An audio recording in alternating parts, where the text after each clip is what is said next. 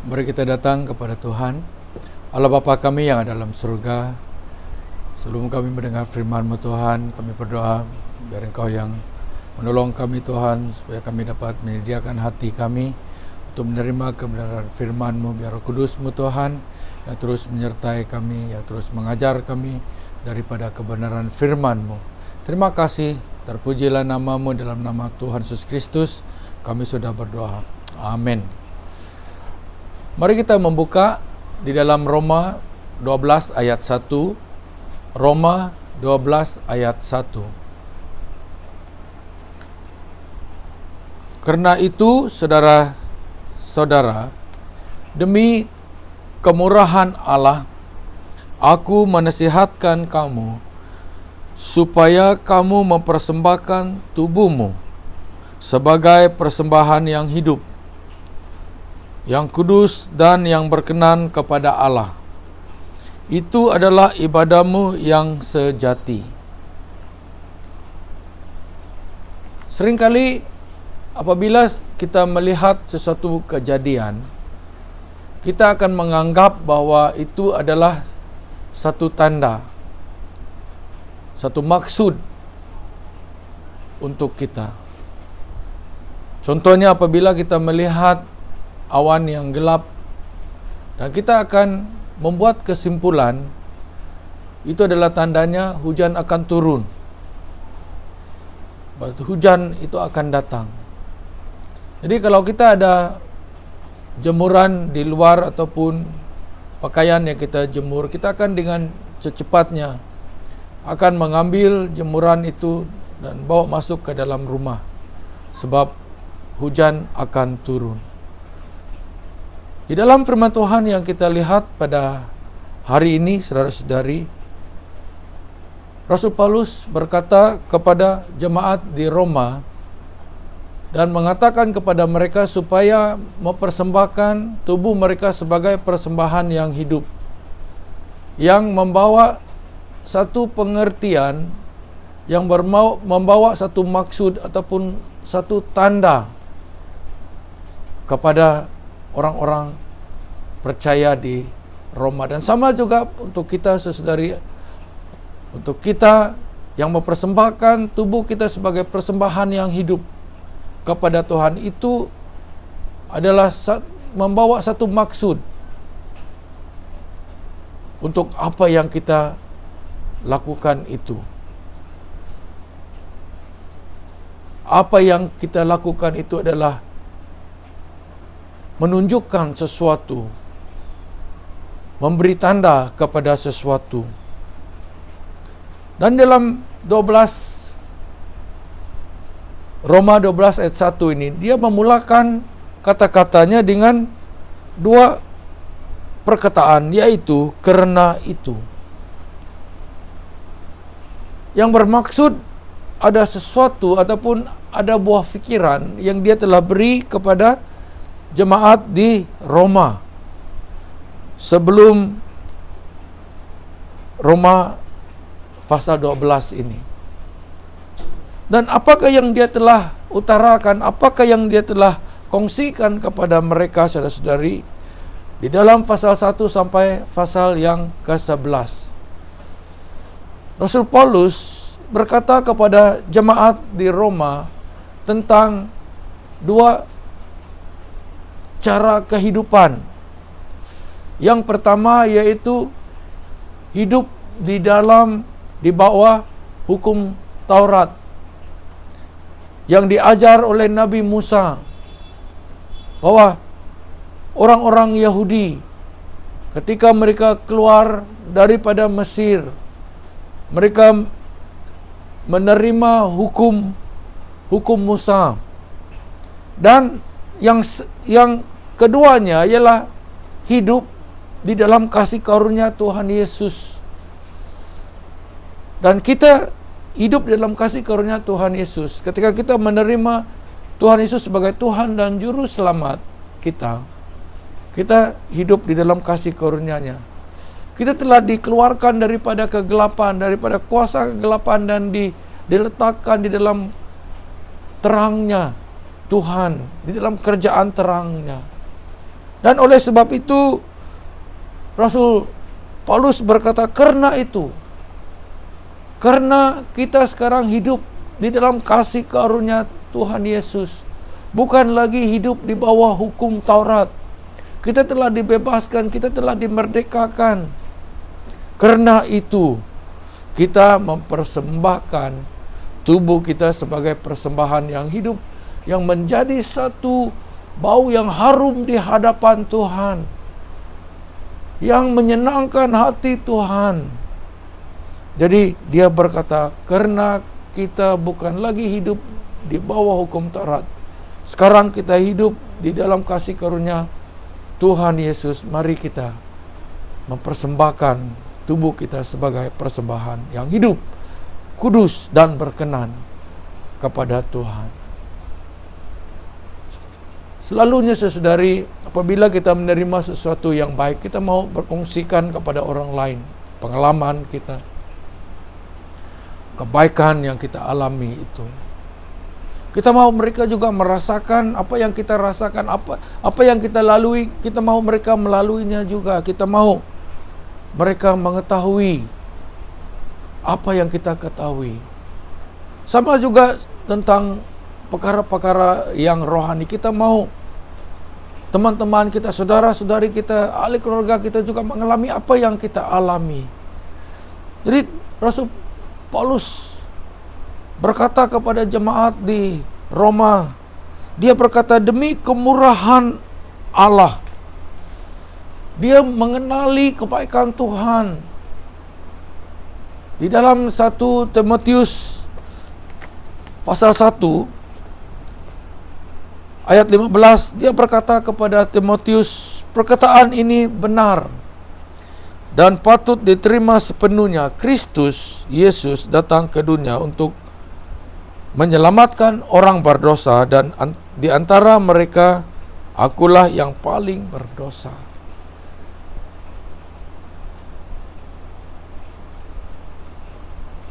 Rasul Paulus mengalami kebaikan Tuhan dengan luar biasa.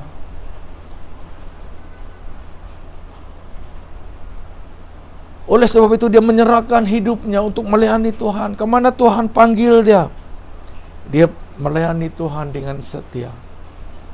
Dan dia mau kita juga saudari sebagai umat Tuhan mau mengalami situasi yang sama, mengetahui kebaikan Tuhan itu, merasakan kebaikan Tuhan itu. Dan dia berkata, demi kemurahan Allah. Jadi apapun yang kita lakukan itu, saudari, dalam kehidupan kita, kita menolong orang, semuanya itu adalah demi kemurahan Tuhan di dalam kehidupan kita, demi kebaikan Tuhan. Sebab Tuhan itu adalah Tuhan yang baik, Dialah Tuhan yang setia. Di dalam kita mengikut Tuhan, menjadi kita orang-orang Kristen, orang-orang yang percaya, tidak ada sesiapa yang memaksa kita. Kita ikut Tuhan karena kerelaan hati kita. Kita datang ke gereja karena kerelaan hati kita. Tidak ada orang yang memaksa kita untuk berdoa, untuk membaca firman Tuhan, untuk menginjil. Tapi kita mau berdoa, kita mau membaca firman Tuhan, kita mau berkongsi tentang kebaikan Tuhan kepada orang lain. Sebab apa, saudara? Sebab kita mengalami kebaikan Tuhan. Dan dalam firman Tuhan ini, saudari, Rasul Paulus berkata kepada jemaat di Roma, aku menasihatkan kamu. Aku menasihatkan kamu. Dia tidak berkata aku memaksakan kamu. Padahal dia adalah seorang rasul, seorang yang dipakai oleh Tuhan dengan luar biasa. Dia adalah seorang pemimpin. Dan dialah seorang bapak rohani. Dia boleh berkata kepada anak-anak rohaninya, sebagai bapak rohani saya memerintahkan kamu. Tetapi tidak, saudara-saudari, Rasul Paulus tidak memberi perintah kepada mereka, tapi dia berkata, aku menasihatkan kamu. sesuatu nasihat yang kita terima itu, kita sebagai orang yang menerima nasihat itu ada pilihan sama ada mau menerima nasihat itu ataupun mau menolak nasihat tersebut. Kita ada pilihan. Jadi dalam kita mengikut Tuhan itu, saudara, kita ada pilihan. Sama ada kita mau setia mengikuti Tuhan ataupun tidak. Tuhan memberi kita pilihan. Nah, kita telah membuat pilihan itu untuk mengikut Tuhan. Biar kita dengan 100%, biar kita taat sampai akhirnya. Biar kita setia mengikuti Tuhan.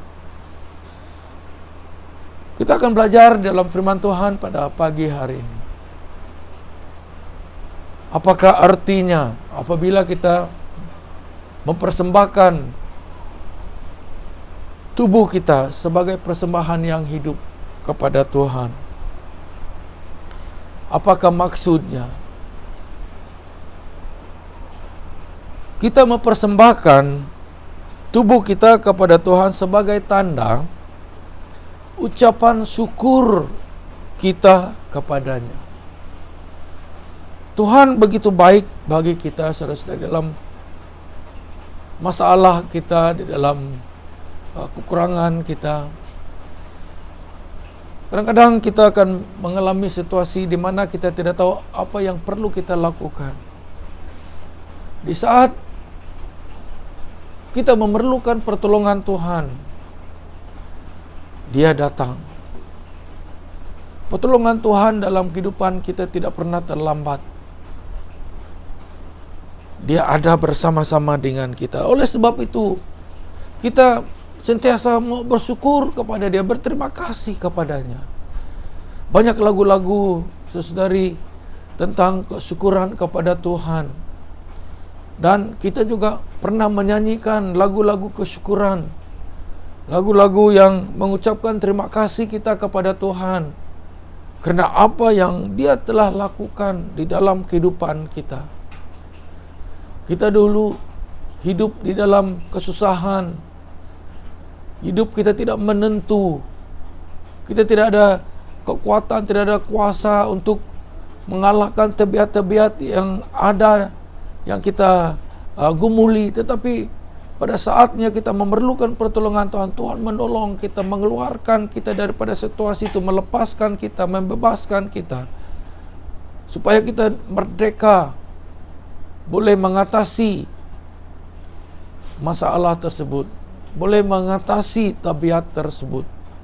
Kalau dulu kita adalah orang yang peminum, selalu mabuk, tapi karena pertolongan Tuhan kita telah dibebaskan, dilepaskan. Oleh sebab itu kita mau bersyukur kepada Tuhan, kita mau berterima kasih kepada Tuhan. Dan di dalam kita mempersembahkan tubuh kita sebagai persembahan yang hidup kepada Tuhan, itu adalah tandanya kita mengucap syukur kepadanya karena apa yang Dia telah lakukan bagi kita. Dan Dia telah bertindak memihak kepada kita. Firman Tuhan berkata, jika Dia adalah di pihak kita, siapakah yang boleh melawan kita? Tidak ada sesiapa yang boleh melawan kita, karena Tuhan ada di pihak kita. Seperti mana Tuhan menyertai Daud ketika dia mengalahkan Goliat. Goliat adalah seorang gergasi, dia adalah seorang yang bertubuh besar. Tetapi walaupun dia seorang yang bertubuh besar dengan lengkapan yang begitu sempurna, tetapi Tuhan ada di pihak Daud, dan Daud boleh mengalahkan Goliat. Sama juga sesuai dalam kehidupan kita. Banyak Goliat yang ada di dalam kehidupan kita yang perlu kita kalahkan. Dan Tuhan akan menyertai kita. Dan apabila Goliat itu kita tewaskan di dalam nama Tuhan Yesus Kristus, kita akan bersyukur kepada Tuhan, berterima kasih kepada Tuhan atas kebaikannya, atas pertolongannya. Yang seterusnya, kita mempersembahkan tubuh kita kepada Tuhan sebagai tanda kita adalah sebahagian dari tubuh Kristus. Kita adalah sebahagian daripada tubuh Kristus. Kristus adalah kepala gereja. Dan karena kita adalah sebahagian daripada tubuh Kristus, kita akan merasakan apa yang Tuhan Yesus akan rasakan melalui Roh Kudus-Nya. Roh Kudus-Nya akan memberi kuasa kepada kita untuk melakukan apa yang Tuhan mau kita lakukan.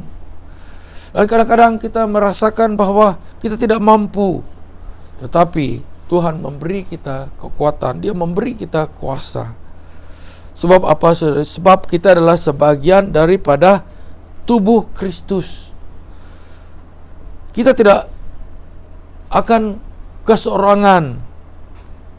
Oleh sebab itu, saudari, kita perlu mendorong antara satu dengan yang lain, berhubung dengan satu dengan yang lain, memberi kata-kata semangat, sebab kita adalah tubuh Kristus.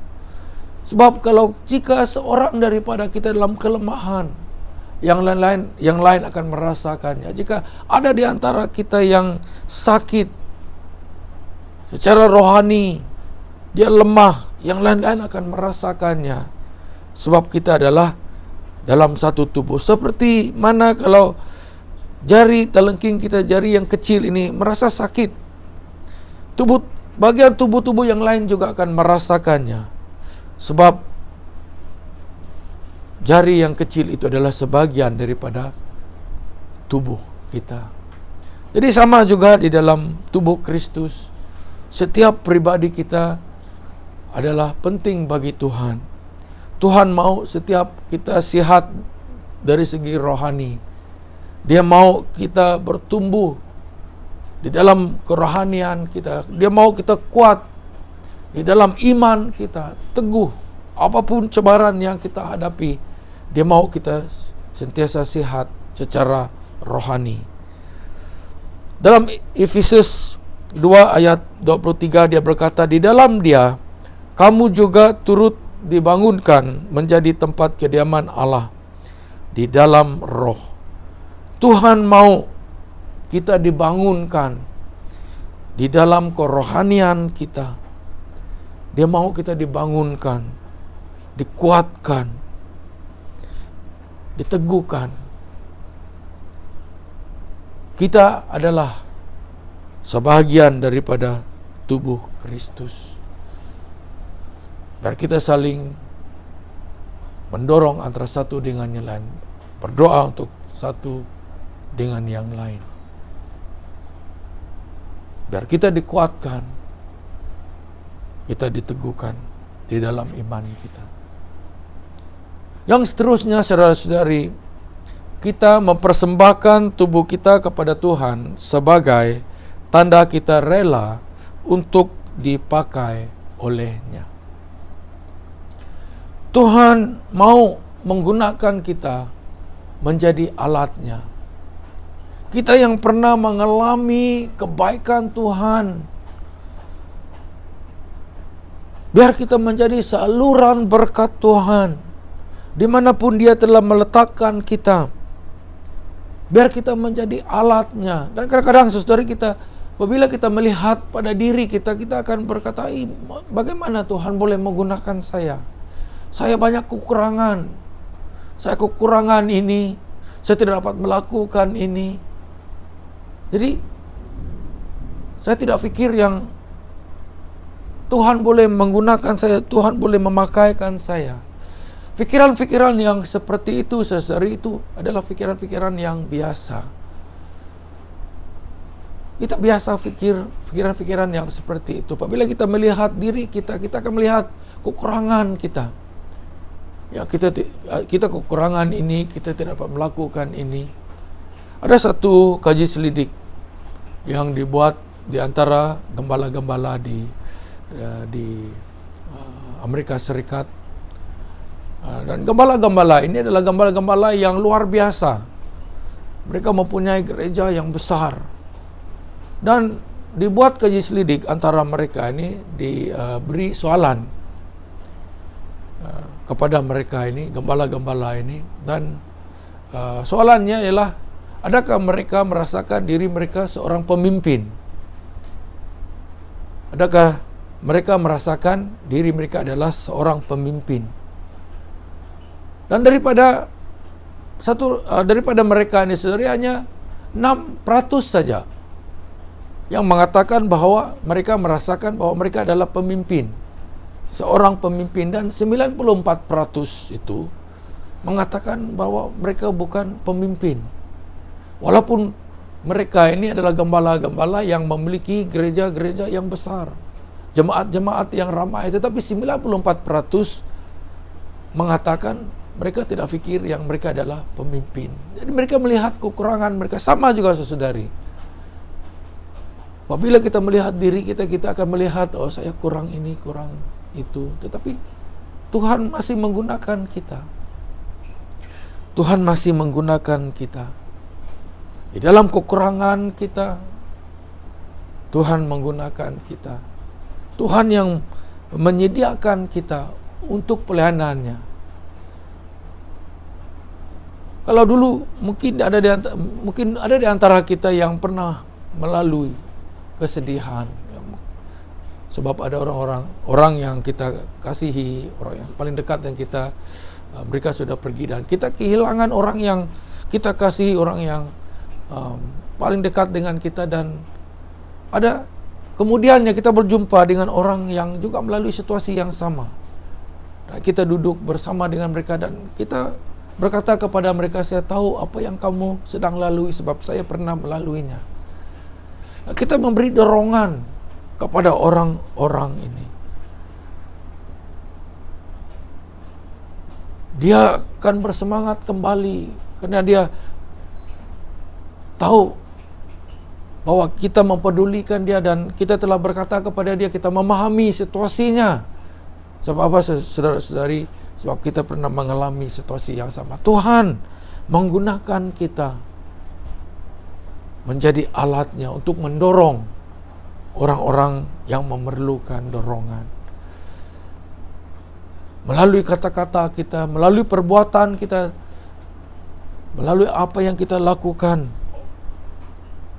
kita menjadi saluran berkat Tuhan. Tuhan menggunakan kita, memakai hidup kita bagi kemuliaan-Nya.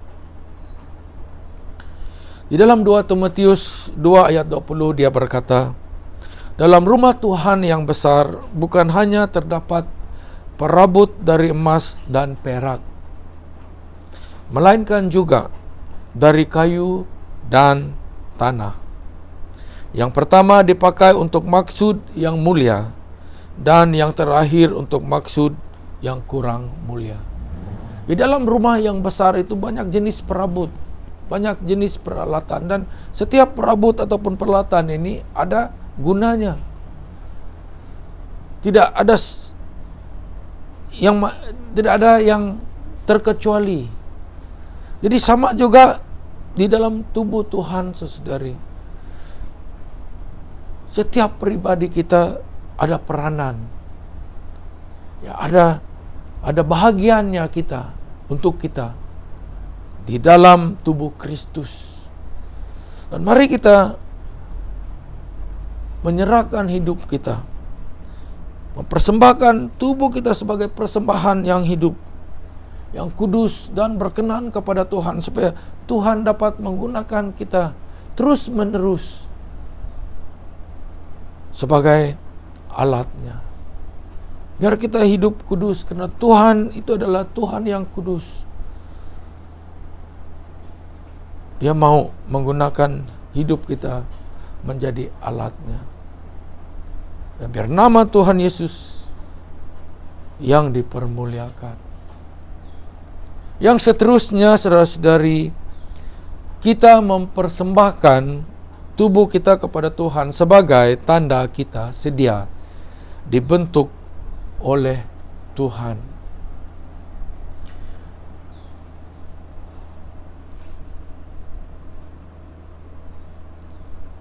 Biar hidup kita dibentuk oleh Tuhan.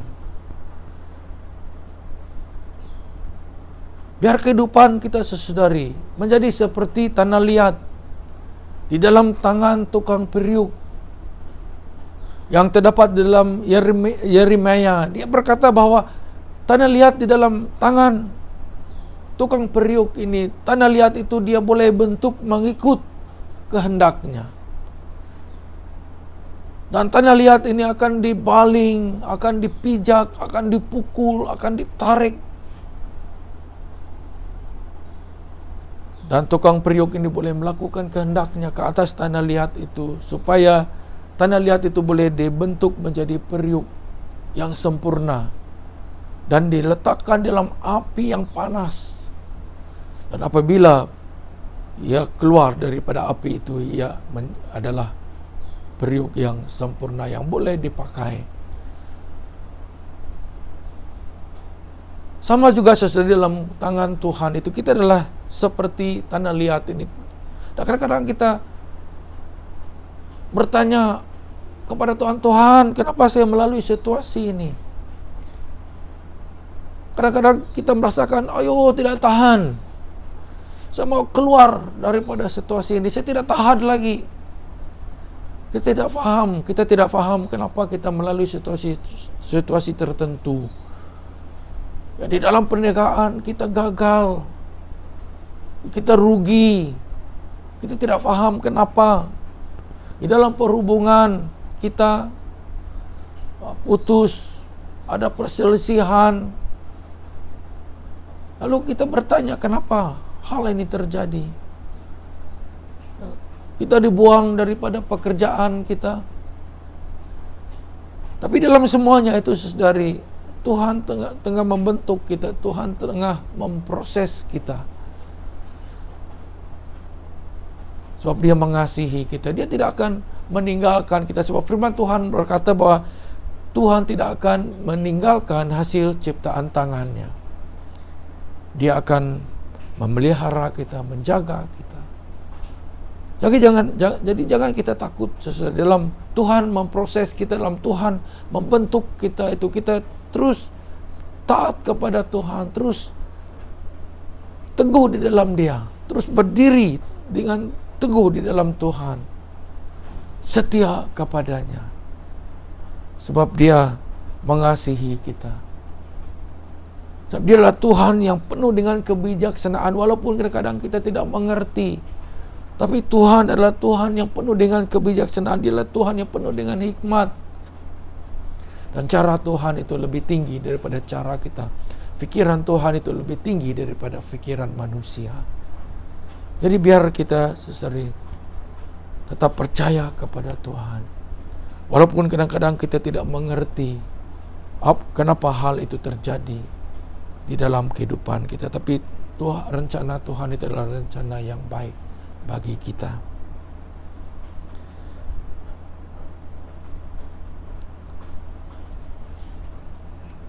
1 Tesalonika 2 ayat 12 berkata,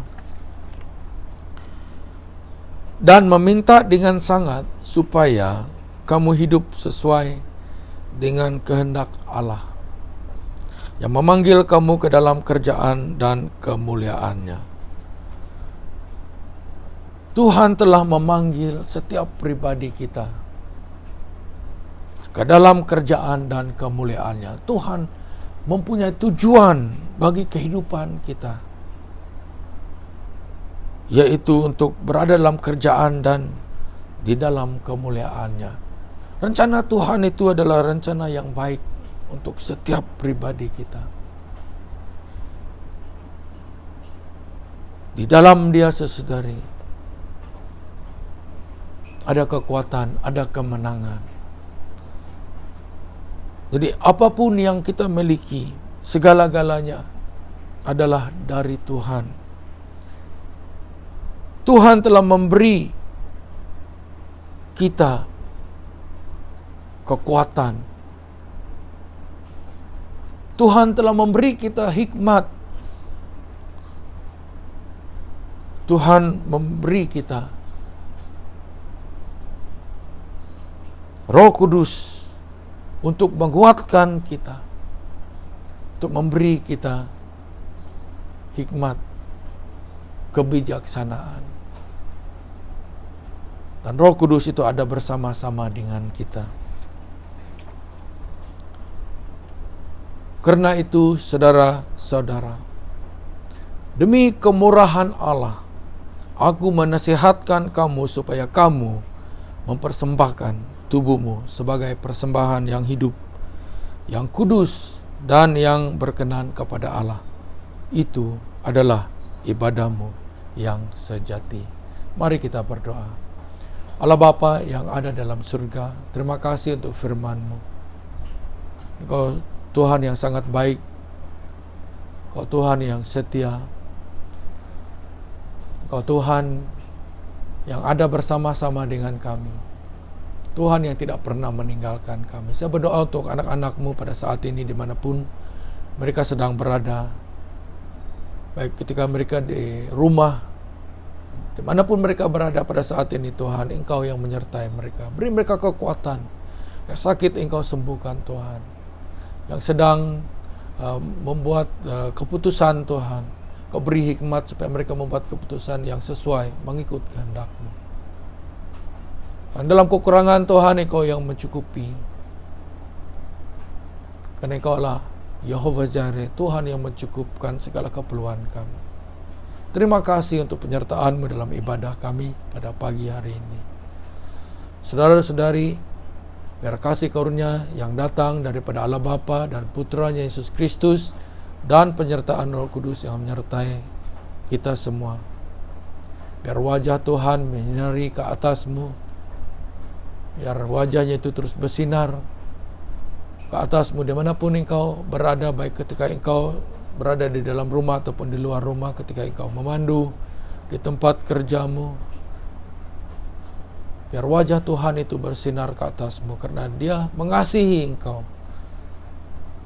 Dia memperdulikan engkau. Dia adalah Immanuel, Tuhan yang menyertai umat-Nya. Berkati setiap anak-anak-Mu Tuhan. Terima kasih. Terpujilah nama-Mu. Di dalam nama Tuhan Yesus Kristus kami sudah berdoa. Amin.